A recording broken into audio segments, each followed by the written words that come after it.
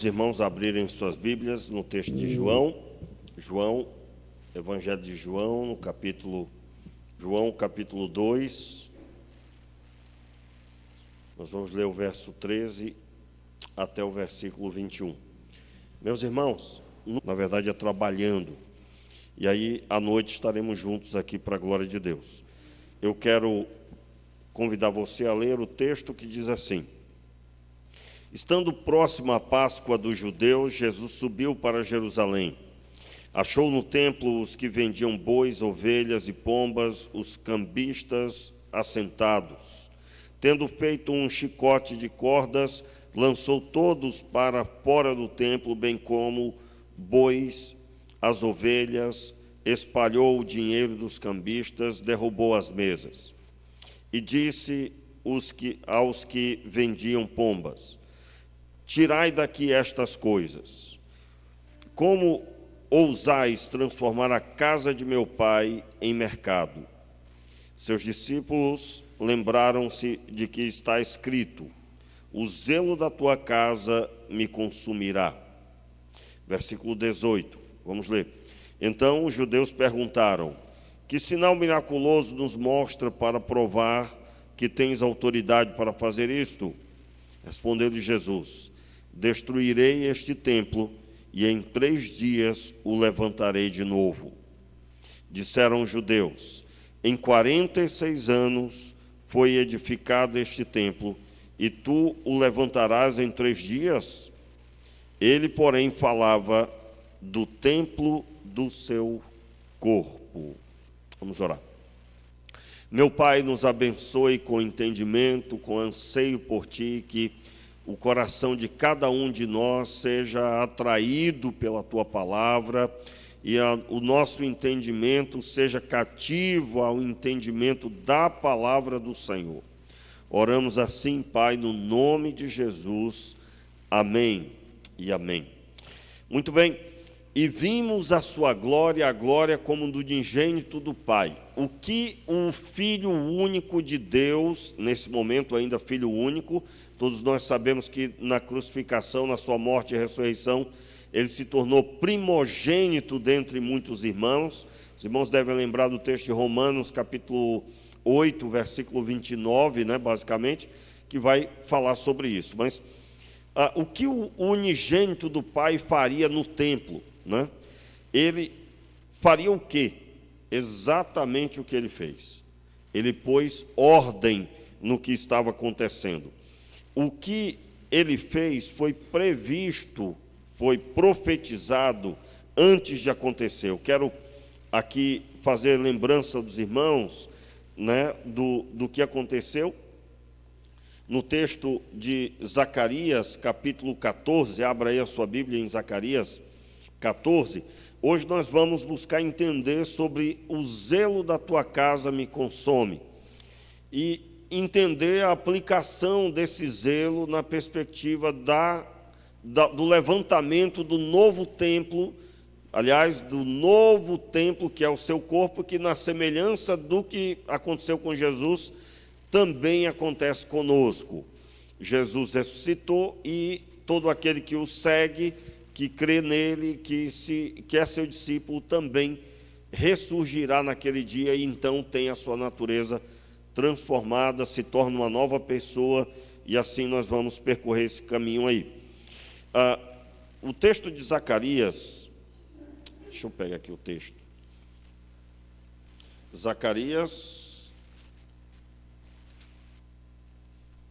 os irmãos já encontraram?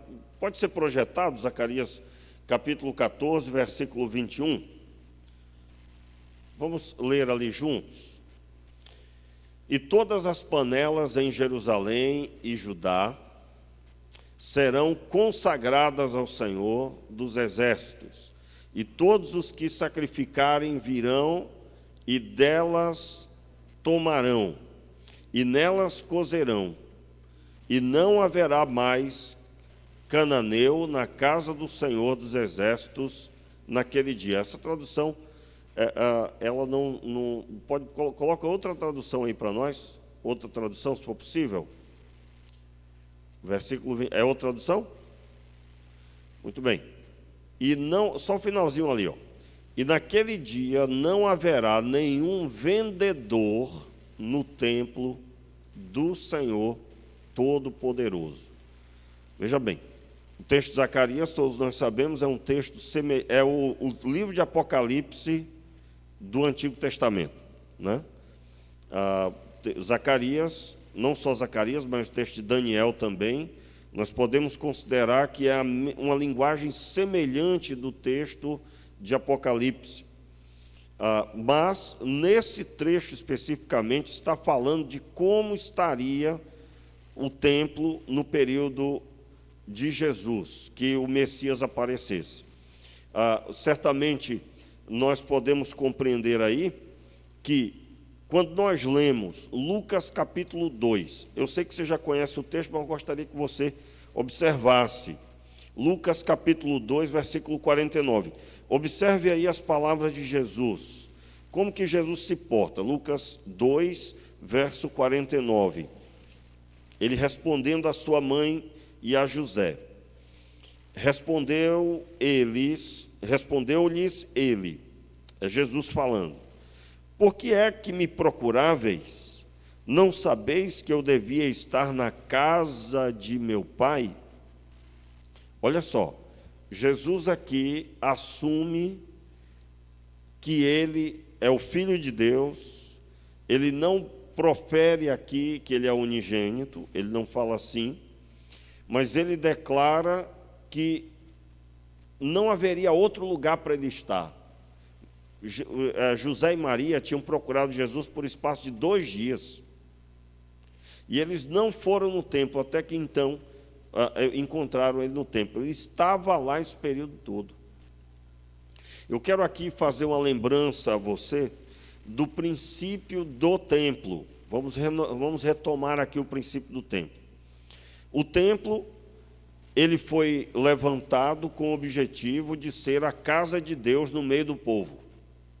A glória de Deus viria sobre o templo, a manifestação do Senhor estaria ali, e o povo então faria suas orações, teria os seus pecados perdoados. Conforme a pessoa cometesse pecado, ela levaria um animal, e ela então iria até o sacerdote sacrificaria ao Senhor, ela teria os seus pecados perdoados. No dia anual da expiação, todo o povo iria para Jerusalém. E indo para Jerusalém, eles ficariam em oração do lado de fora, enquanto a cerimônia principal acontecia.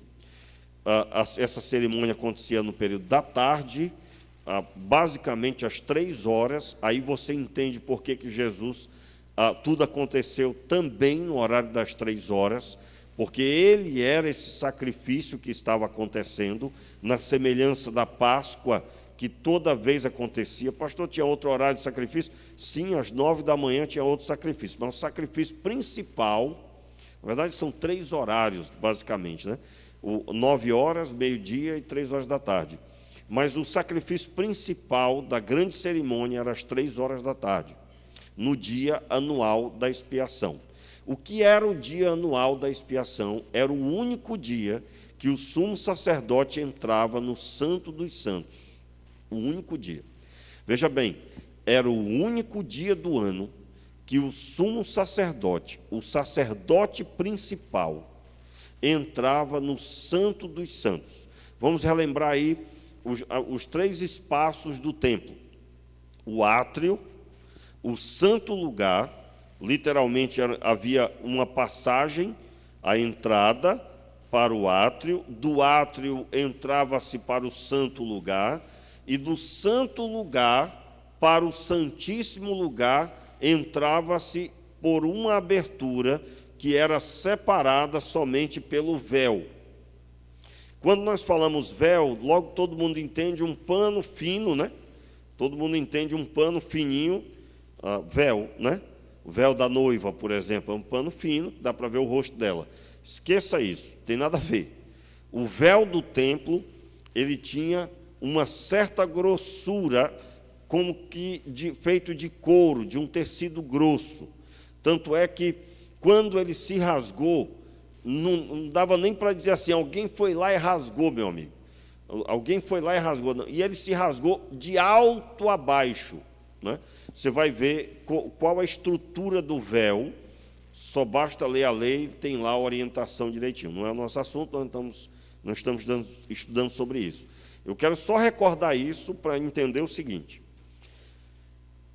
O templo simbolizava perdão dos pecados, oração, simbolizava adoração ao Senhor, e era Deus no meio do povo.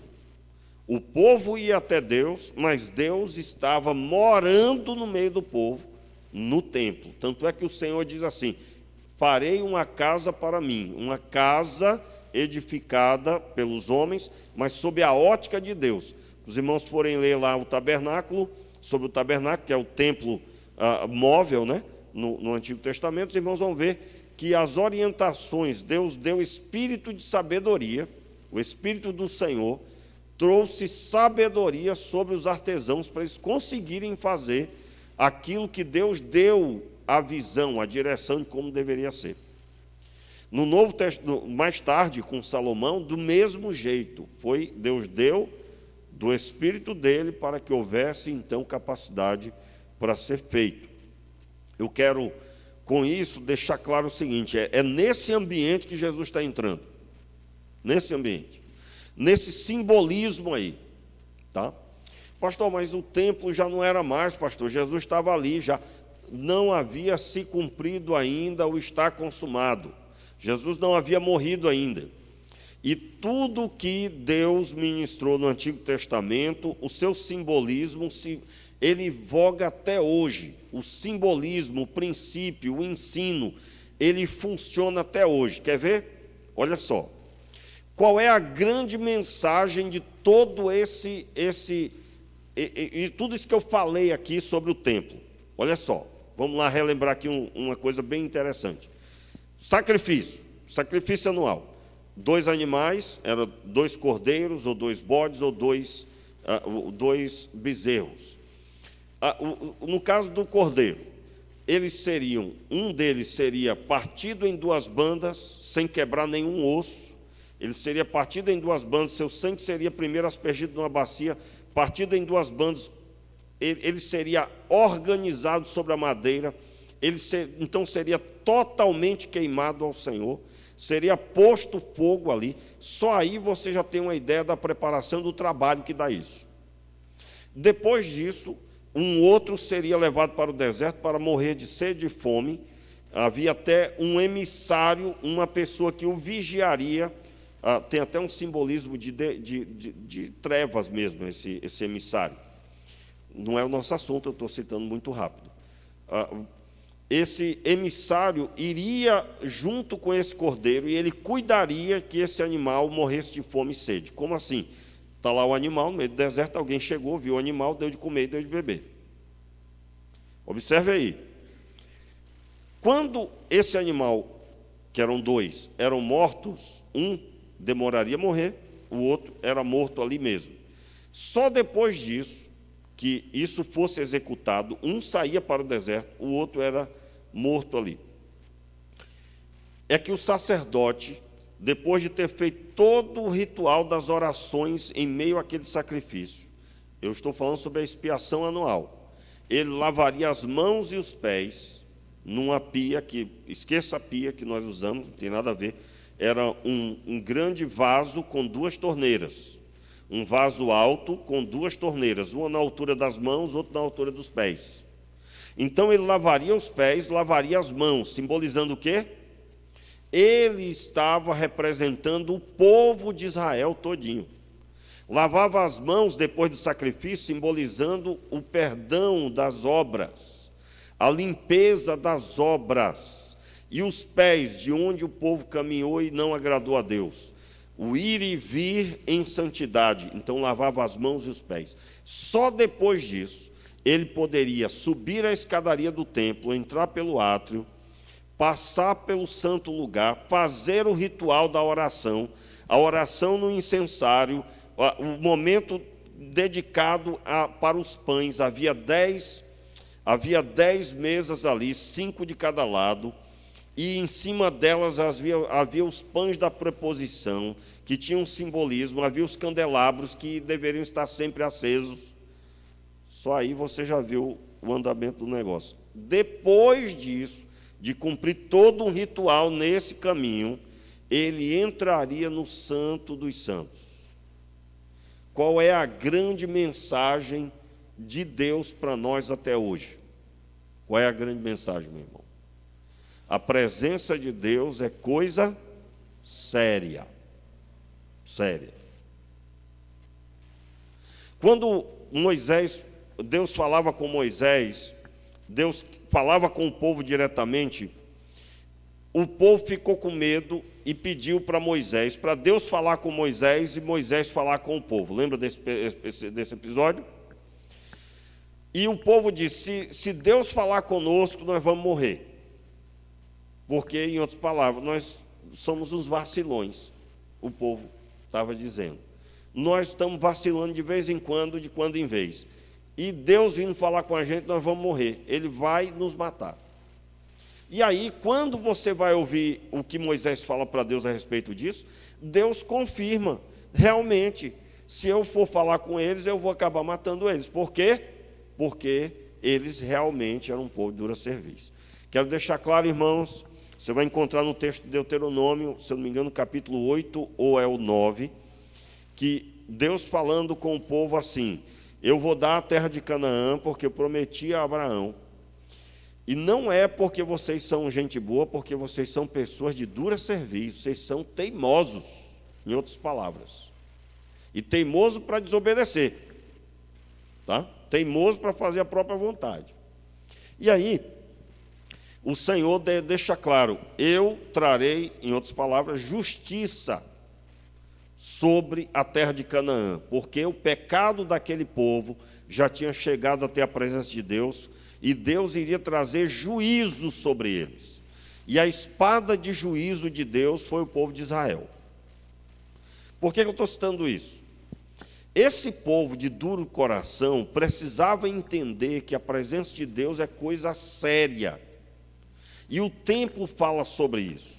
Pastor, ainda não estou entendendo. E Jesus, onde é que está isso? Onde é que é isso? E como é que faz isso? Olha só, irmãos. No nosso tempo, tem uma tal de... eu vivo pela graça, que é uma desgraça. É uma desgraça. Eu estou falando do entendimento sobre isso. Eu vivo pela graça, pastor. E isso parece que é um significado de poder pecar à vontade, porque agora é pela graça. Entende por que isso é uma desgraça? Veja bem, viver pela graça é o ato de Deus ter nos perdoado, nós não tendo nenhum merecimento. Nós, pela graça de Deus, fomos salvos. Porém, isso não significa, porque agora... E aí eu explico por que parece que as pessoas, elas desprezam a presença de Deus e não percebem isso. Hoje em dia, nós não temos que cumprir todo esse ritual, todo esse trabalhão para entrar na presença de Deus. Não é mais só não é mais somente o sumo sacerdote que entra, mas toda pessoa que crê e que se entregou a Deus em Cristo Jesus tem livre acesso à presença de Deus. É ou não é? O texto de Hebreus vai dizer, Hebreus capítulo 7, vai dizer que você deve entrar pelo novo e vivo caminho, pelo sangue de Jesus. Por que é pelo sangue? Porque assim como pelo sangue do Cordeiro, que era morto, o sumo sacerdote podia entrar na presença de Deus, nós, pelo sangue de Jesus, depois do sacrifício dele, nós temos livre acesso à presença do Senhor. No santíssimo lugar, eu estou usando aí, parafraseando com o simbolismo do templo. O grande problema é esse, você fecha os seus olhos e você entra na presença de Deus. E aí isso dá uma impressão de que daqui a pouco eu pequei, eu só faço fechar os olhos e entrar na presença de Deus. Os irmãos estão entendendo o que eu estou dizendo? Estão entendendo? Olha só. E, absolutamente, isso tem que ser corrigido. Como assim tem que ser corrigido?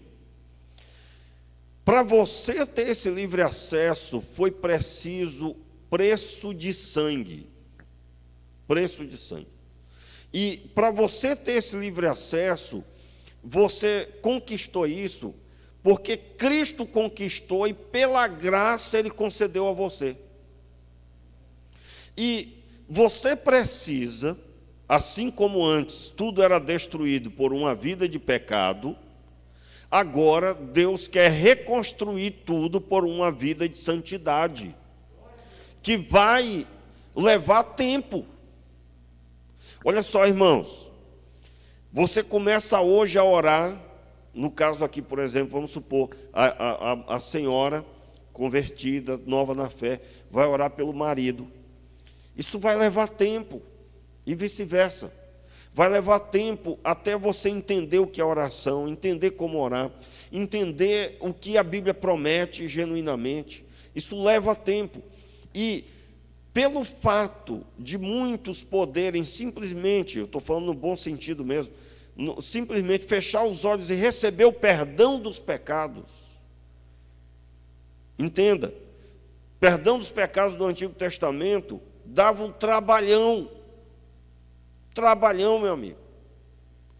Só que agora, essa impressão de que é fácil, quando foi difícil, foi muito difícil. E, vou repetir, irmãos, do mesmo jeito que uma vida de pecado destrói casamento, destrói filho, como assim? Olha só. Eu estava vendo isso na prática, acompanhando uma situação outro dia, que quando uma criança, o pai não esteve presente em nenhum momento, desde o ventre, o pai nunca esteve presente, aquela criança ela vai crescer, você pode conversar com qualquer psicólogo, ele vai concordar, vai confirmar isso. Ela vai crescer com uma percepção automática que só existe a mãe dele. Automática. E quando ele lembrar de pai, ele vai lembrar de alguém que ele nunca teve perto. Resultado, só um deles, aqui rapidinho. Todo mundo que eu já acompanhei, que não teve o pai presente, que não conheceu o pai, eu vou usar só esse termo, que não conheceu o pai, ou que o pai sempre teve distante, são pessoas que não conseguem ter intimidade com Deus. Não conseguem. Tem fé, mas se você perguntar, você sente a presença de Deus? Não. Você já teve uma experiência forte com Deus? Eu acredito. São pessoas frias espiritualmente. Agora, por quê? Porque todo o senso de paternidade era para ter sido dado com a presença de um pai junto. Vou usar o exemplo aqui com todo o amor, viu? Não acordem, não. É uma criança. Ó, o Gabriel está ali do lado do pai dele. Está como? Dê uma olhada aí, irmão. Dê uma olhada. Isso aqui é lindo. É bonito. Não acorda, não, Leonardo. O garoto está dormindo. É um garoto, gente. É um menino, né? Ele pode. Você não. Você que é adulto, ó, rapaz. Ora, dá um beliscão aí em você mesmo. Mas ele é um garoto, né? Ele está como? Ele está lá descansando no ombro do pai dele. Vai eu ficar ali? Ele não teria dormido, rapaz. Qualquer outra pessoa teria dormido. É o momento mais confortável que tem. Lá em casa eu já percebi, às vezes, que eu tinha que ficar trabalhando um pouco a mais, quando meu garoto olhava para mim e disse, você vai trabalhar, pai?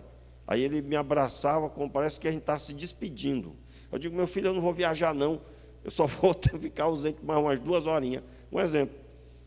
Mas para ele aquilo era importantíssimo, a presença do pai dele.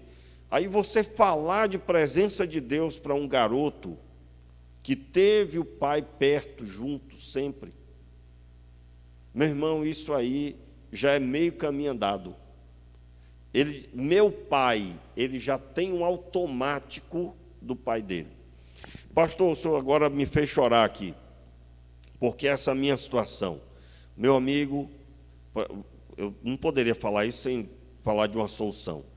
Para essas pessoas que não tiveram presença de pai, que o vazio do pai foi enorme, talvez o pai morreu, né? Talvez tenha morrido, que é muito pior quando ele é vivo e nunca foi presente. Não quis nem saber, isso é muito pior.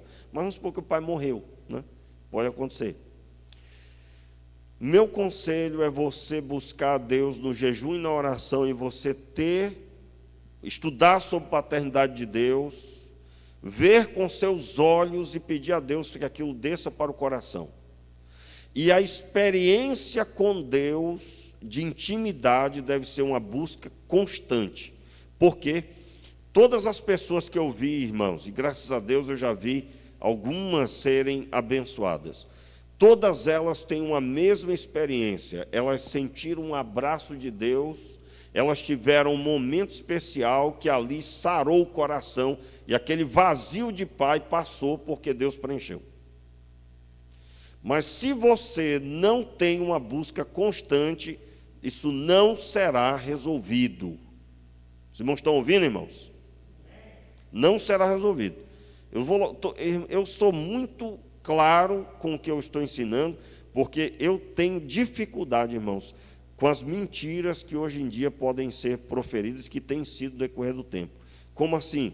Não, Deus vai te abençoar. A pessoa, irmãos, vem de um lar destruído. Ela foi preparada para a destruição, não teve o embrião do processo de Deus, que é a presença do Adão e da Eva. Toda criança tem que ter a presença do Adão e da Eva, meu amigo, do pai e da mãe. Com todo respeito, irmãos, a todas as vovós que criaram seus netos, com todo respeito, você fez o que era possível no Senhor. E aí eu sempre aconselho, né? Você que é mãe solteira, peça para o Senhor vir e socorrer esse vazio. Peça para Deus entrar na sua casa. Tenha o Senhor como sendo o seu marido. Aquela mãe que, pastor, não tem projeto algum de casamento, eu quero criar meus filhos. Peça para Deus entrar na sua casa e Ele preencher o vazio de pai. Eu creio, irmãos, que pela graça do Senhor esses filhos vão se converter. Eles terão um encontro com Deus e a paternidade de Deus vai ser gerada na vida deles, inserida no coração, e eles vão ter coração cheio de temor de Deus e tranquila satisfação na presença do Senhor. Então, voltando agora para o nosso assunto, Jesus está na casa do Pai. E Ele vai consertar o que estava errado. Era a casa do pai dele. O propósito não era outro a não ser adoração, oração, perdão dos pecados e a presença de Deus no meio do povo. E agora era o quê? Encher os bolsos dos cambistas, encher o bolso do sumo sacerdote. Nós falamos aqui domingo pela manhã que o Anás, há indícios de que ele recebia comissão, recebia algum dinheiro, e é claro, todos os demais também. Havia corrupção ali, em outras palavras. Eles recebiam ofertas chamado dinheiro judeu. Quem trouxesse dinheiro de sua nacionalidade, do país que viesse, você sabe que na reunião dos judeus, seja no dia de Pentecostes ou em qualquer outra festa, vinha de todos os povos, de todas as nações vinham judeus, e eles traziam, é claro, dinheiro de sua terra natal, sua terra de origem, aonde tinham seus negócios, sua família. E então ali nós estudamos que os cambistas, eles trocavam o dinheiro, vamos dizer assim, dinheiro de fora de Jerusalém, por um dinheiro local que era recebido por eles. Eu fiquei devendo que dinheiro era esse, mas é chamado no estudo a respeito de dinheiro judeu. Eles diziam, em outras palavras, nós só recebemos a oferta desse dinheiro aqui. Aí vem o entendimento do cambista, que troca a moeda. E, é claro, eles recebiam uma comissão para trocar moeda. O que havia aqui? Havia um abuso para com os adoradores, as pessoas que vinham de todo o coração para buscar a Deus, elas eram ali maltratadas por esses homens que queriam saber só de dinheiro. E aí, domingo pela manhã, irmãos, não me peço para repetir, mas assista lá o que está gravado lá e você vai ser abençoado. Nós falamos de assuntos aqui pesadíssimos a respeito desse assunto e foi bem pesado mesmo, mas tinha que ser dito. Muito bem. Qual o nosso objetivo agora? Não é? Nosso objetivo agora é observar o assunto: o zelo da tua casa me consumirá.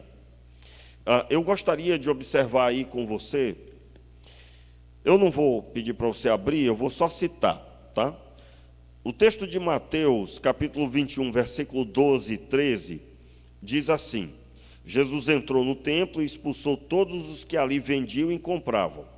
Derrubou as mesas dos cambistas e as cadeiras dos que vendiam pombas, e disse-lhes: está escrito, a minha casa será chamada casa de oração, mas vocês a fizeram um covil de salteadores.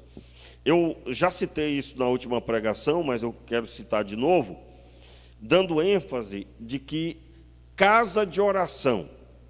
Por que não casa de adoração? Por que não casa de sacrifício? Por que não casa de outro nome, né? Mas casa de oração. Porque no final de tudo, o grande alvo de Deus, com sacrifício, com tudo que era feito, era essa pessoa poder falar com Deus, ter livre acesso ao Senhor. Você sabe que se a pessoa está em pecado, suas orações não são ouvidas. Quando o texto destaca, não em João não cita casa de oração, mas Mateus e também o texto de Lucas 19, dá ênfase casa de oração. Por quê? Porque o grande alvo de Deus é Deus ter comunhão com seu povo. Então, veja bem, você pode estar precisando de um emprego, você pode estar precisando de algum bem material, mas o que é mais precioso aos olhos de Deus, e deve ser também aos seus, é você ter uma vida de oração. Você falar com Deus, você falar com o Senhor, ok? Então, em nome de Jesus, a casa de oração, e aí Jesus põe ordem, porque o que é que ele faz se ele estiver no local? Ele não aceitará o pecado e haverá correção. E aí, ninguém foi fulminado, como no Antigo Testamento, mas ele pegou um chicote. E aí vem a explicação do chicote. O chicote era um simbolismo da correção, a disciplina, quando a Bíblia cita assim, aquele que não disciplina seu filho.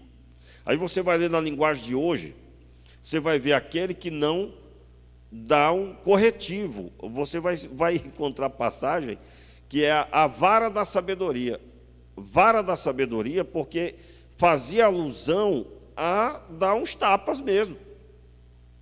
Então, corrigir está ligado a bater do filho. Não é? Que vergonha, irmãos, nós estamos vivendo um tempo vergonhoso. Eu pregando aqui, eu tenho que tomar cuidado com as minhas palavras, né? Porque você sabe como é que está hoje o negócio, né? O pai, se corrigir o filho, está arriscado perder a guarda do menino, porque a correção não pode ser, mas nem mesmo a tal da palmada não pode, né? Mas a palavra de Deus orienta que tem que haver correção. Aliás, ela diz que o próprio Deus corrija quem toma por filho. Aí você vai ver lá o que significa corrigir, você vai encontrar a tradução que está escrita assim: açoita quem toma por filho. Quem é que já leu essa tradução? Quem já leu? Açoita. Aí vai eu aqui pregar, daqui a pouco Deus não dá palmada, irmãos, porque senão Deus vai preso, né? Não tem nada a ver, né? Mas eu quis falar uma coisa louca, muito doida, para você ver a que ponto nós chegamos, não é? Eu não poderia deixar de falar isso. Irmãos, uma frase mexeu comigo, inclusive quem postou isso foi meu irmão. O meu irmão postou lá no grupo dos primos lá, e eu disse amém logo. A frase dizia assim, tem a bandeira do Brasil, aí dizia assim: nós precisamos falar de política hoje para que possamos continuar falando de Jesus amanhã. Né? Atualmente, uma das coisas que está acontecendo agora essa semana, um dos poderes do Estado, não é o governo federal, é o Supremo mesmo, eles estão trabalhando já foi dado orientações, já foi tomada a decisão, que eles vão fazer uma central que vai determinar o que é mentira e o que é verdade. Só para você ter uma ideia. E o que eles disserem que não é verdade, que é chamado desinformação, não é verdade. Não é verdade. Há um tempo atrás, cogitou-se na Câmara dos Deputados e também no Supremo, cogitou-se, há quem diga que isso está em voga ainda pelos bastidores, que um pastor não poderia falar de política na igreja ou em qualquer outra reunião com seus membros. Qual o objetivo, irmãos? Porque a igreja evangélica tem se levantado com força na nação. E aí isso tem preocupado quem é contra Deus e praticamente todo mundo que é da visão da esquerda tem um histórico de se contrapor à religião. Por isso que, particularmente, não dá para imaginar um cristão esquerdista. Ele pode ser cristão aos olhos dele mesmo, mas não do Senhor. De onde é que eu tirei esse princípio? Vamos lembrar aí. Vamos lembrar desse princípio aqui que está na Bíblia. Quando Saulo perseguia a igreja, ele, na visão dele, perseguia uma seita, não é isso? Ele perseguia uma seita e ele prendia e fazia lá o que ele queria. Quando Jesus aparece para ele, o que Jesus diz? Jesus disse: Saulo, Saulo, por que me persegues? Quem é, Senhor? Sou Jesus a quem você persegue. E ali os irmãos já conhecem a história.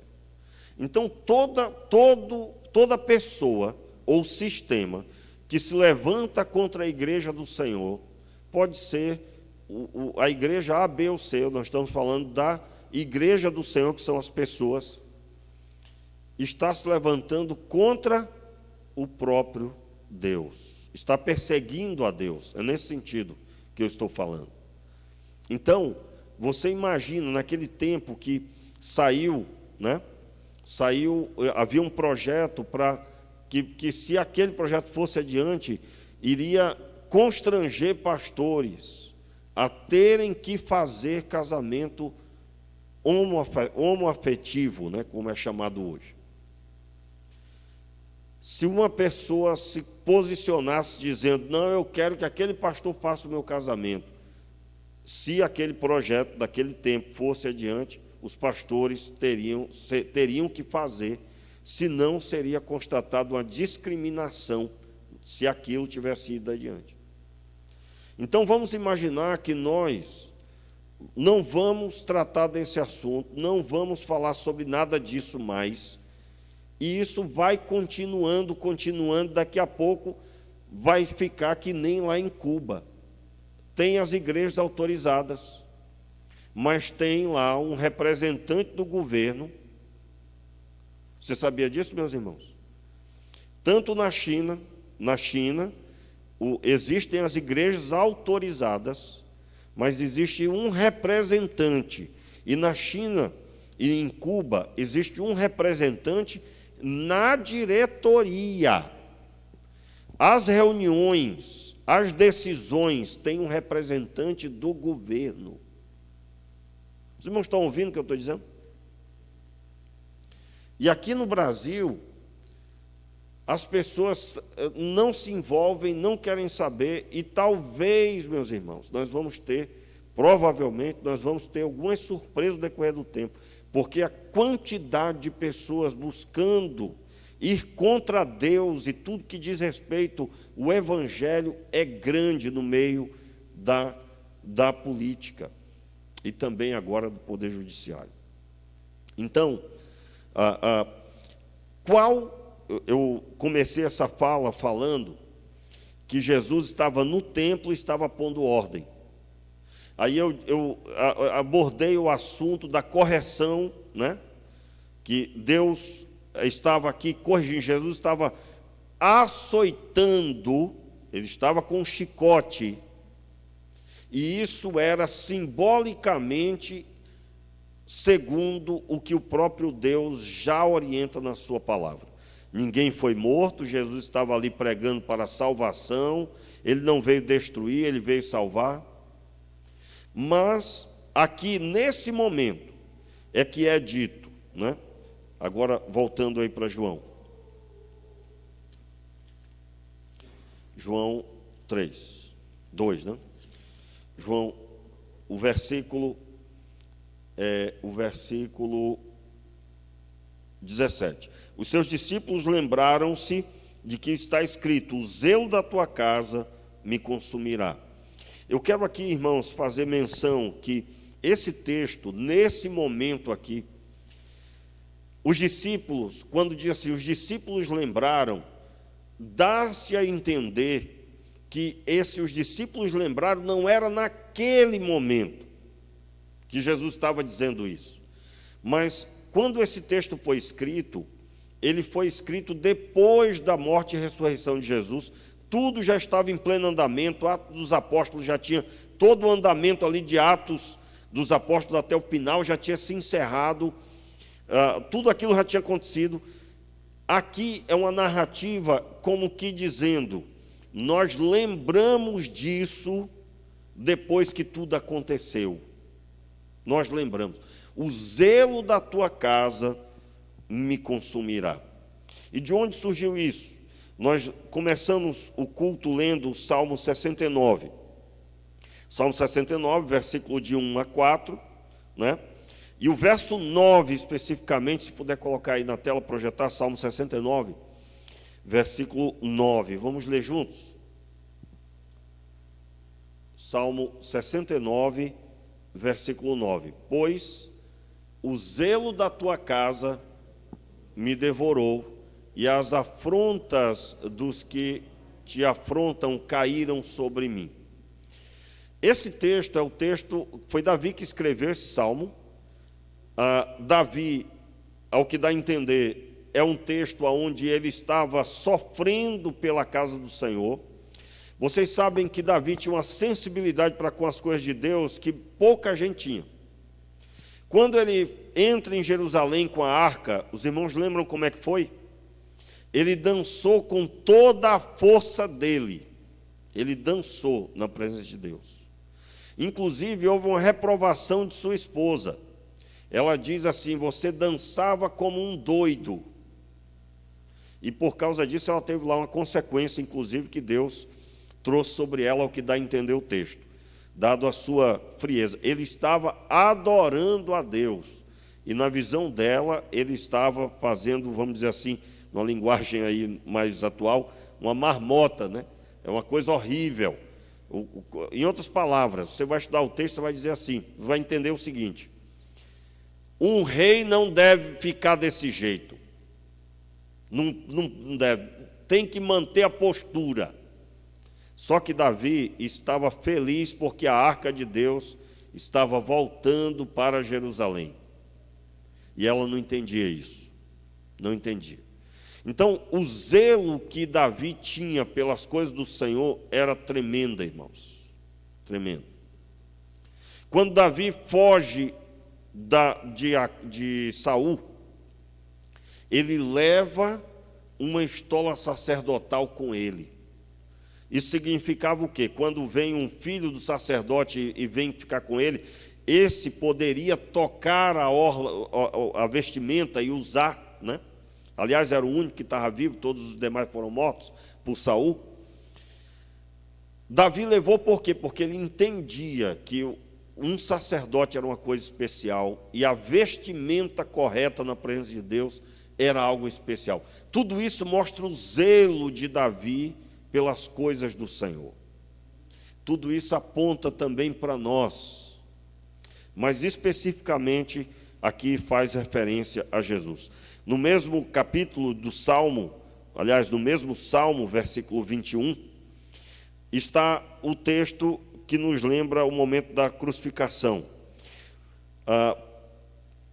Por alimento me deram fel, deram-me fel por mantimento, e na minha sede me deram a beber vinagre. E aí essa palavra se cumpre. Quando que se cumpre? João capítulo 19, estou acabando já. João capítulo 19, o versículo é o versículo 28 até o verso 30. Vamos ler? João, abra sua Bíblia aí. João capítulo 19, versículo 28 ao 30. Pois, vamos lá?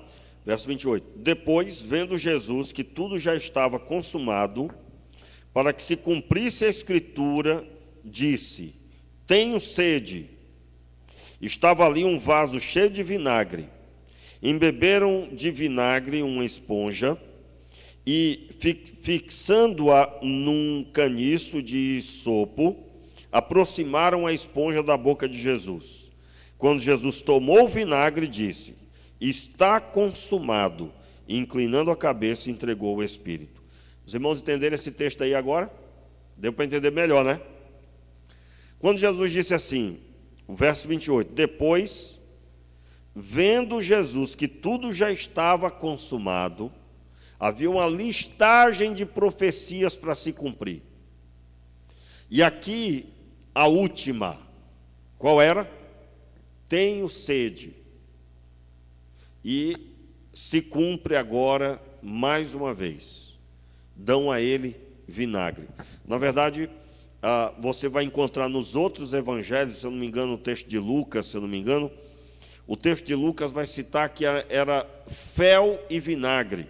É citado fel, né, que combina exatamente com o texto que nós lemos dos Salmos. O texto bíblico, então, para que servia isso, né? Era um anestésico. Irmãos, na hora da crucificação, o alvo era manter o morto. Você vai encontrar registro histórico de até 5 dias uma pessoa permanecia ali. E o objetivo era manter o morto. É verdade que ele era comido vivo por aves de rapina. Sim, isso podia acontecer, era para acontecer. A agonia era muito grande, ele seria mantido. Jesus foi açoitado ao extremo antes, o seu sangue já foi se esvaindo ali. Citamos outro dia o chicote que ele certamente apanhou. Suas costas deveriam estar em carne viva, sim. Não é o que aquele filme Paixão de Cristo diz, não, porque ali tem um monte de atrocidades que não tem um registro nas ferramentas de açoite de Roma. Mas ali eles conseguiram colocar um monte de coisa ali. Ali está mais para holocausto judeu, né? Tá mais para o nazismo do que para Roma. Como assim, pastor? O senhor tem coragem de contestar? Meu irmão, basta estudar. Você vai ver como eram os açoites de Roma. Era chicotada só. Ainda que era chicote, como eu disse aqui, de dois tipos de chicote. Um com 3 pontas, com bolinhas de metal na ponta, e realmente batia e puxava. E o outro que era com vértebras de animal e 3 vértebras em cada ponta das 3 pernas. Então você imagina uma chicotada dessa e puxada, ia arrancar mesmo, ia arrancar a pele, o sangue ia vir. A carne seria arrancada, né? Enfim, tem uma série de outras, não é nosso assunto, deixa para lá, mas só um comentário rápido. Qual o meu objetivo com o que eu estou falando aqui? Meus irmãos, o zelo da casa do Senhor, em que se aplica? Aquela casa, ela passou. Agora era uma casa diferente. Jesus precisava morrer a nossa morte, nós merecíamos o fel e vinagre, nós merecíamos a sede, nós merecíamos a fome, ele não foi dado comida. Lembra do cordeiro, né? O cordeiro que era levado para morrer de sede e fome no deserto? Jesus cumpriu os dois sacrifícios. Ele morreu no deserto, porque o Gólgota é no deserto, um lugar horrendo, não era um lugar hostil. Você vai encontrar histórias a respeito disso, inclusive esse lugar Gólgota era porque tinha um símbolo de caveira, dava uma impressão de uma caveira, o local. Você vai encontrar coisas assim. E é o simbolismo, Jesus cumpriu o simbolismo dos dois cordeiros, o que era morto, o sangue todo esvaía, e o que morria de sede e fome no deserto. O texto da palavra vai dizer que o zelo da tua casa, pela tua casa, me consumirá. O consumir aqui é o que nós vemos na crucificação. Qual o grande objetivo aqui que nós estamos falando? Meu irmão, Jesus consumiu a sua vida para que você ganhasse a vida. E você vai fazer o que agora com esta vida que o Senhor providenciou em Cristo Jesus? Entenda, como eu disse, eu estou encerrando. O texto bíblico vai dizer para nós claramente, em 1 Coríntios, no capítulo 3, pode colocar aí na tela, por gentileza, 1 Coríntios, capítulo 3, versículo 16 e 17. Veja bem, Jesus pega um chicote e põe ordem no templo. Quando ele morre, o templo que ele reconstruiria em 3 dias era ele mesmo. E quando ele reconstruísse esse templo, agora vários templos seriam levantados. E o templo que seria levantado agora seria as pessoas. E o texto diz assim, 1 Coríntios 3, versículo 16 e 17, diz assim: não sabeis vós que sois o templo de Deus e que o Espírito de Deus habita em vós? Se alguém destruir o templo de Deus, Deus o destruirá, porque o templo de Deus, que sois vós, é santo. Então, veja bem, Jesus foi consumido pelo zelo do templo. Que zelo do templo é esse? Seu próprio corpo. Nele Deus era adorado, nele Deus era engrandecido, mas ele resolveu morrer, a minha morte, para que eu tivesse acesso à vida com Deus. E aí, um outro texto é o texto de 2 Coríntios, capítulo 6, verso 16. Só leitura rápida. 2 Coríntios 6, versículo 16, que diz assim. 2 Coríntios 6, versículo 16. Vamos ler juntos? Que consenso tem o templo de Deus com os ídolos? Porque vós sois o templo de Deus, do Deus vivente. Como Deus disse: neles habitarei e entre eles andarei, e eu serei o seu Deus e eles serão o meu povo. Então veja bem, isso pode deixar aí. Esse texto está no Antigo Testamento, a parte final dele, e Paulo está repetindo esse texto. Em outras palavras, sua casa é sua. Quando você vai para a sua casa agora, daqui a pouco vai acabar o culto, você vai para a sua casa. Você vai encontrar outra pessoa lá, que não é o dono, que não é você.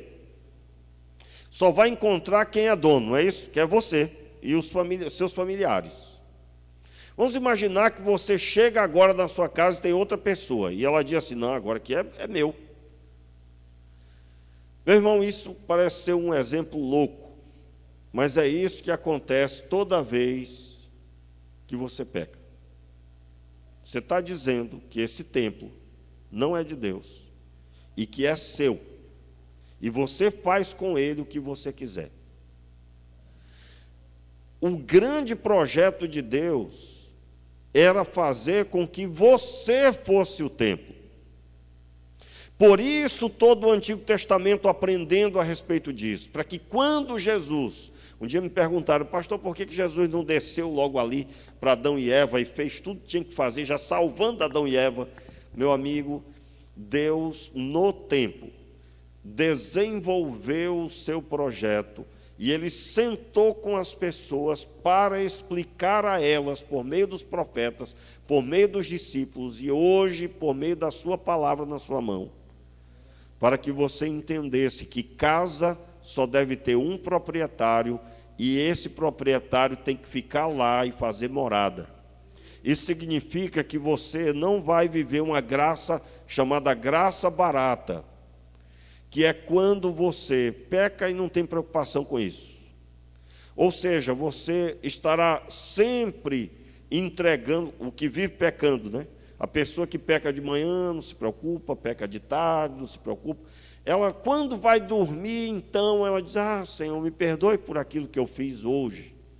Pastor, como é que era para ser? Meu irmão, se você pecou, foi um acidente, e você não teve outro jeito, acabou que fez, você deve pedir perdão em seguida e se arrepender, e analisar o que tem que ser feito para aquilo não acontecer de novo. Os irmãos estão entendendo? Digo amém. E aí, qual é a visão que eu vou estabelecer a partir de agora? Eu sou templo, e assim como tudo é destruído com muito tempo, e assim foi quando eu não servi a Deus, agora, em Deus, levará tempo para a reconstrução, leva tempo, meus irmãos, para ensinar os filhos, leva tempo para trazer sobre a casa a presença do Pai, leva tempo, quando eu digo leva tempo, é que envolve uma série de fatores. Eu não estou dizendo que você não está abençoado, você está abençoado, mas que você não suba pela misericórdia. Como assim subir para a glória pela misericórdia? Você teve uma vida de sofrimento porque não obedecia a Deus, vivia sempre pela misericórdia. Como é que é o perfil de quem vive pela misericórdia, irmãos?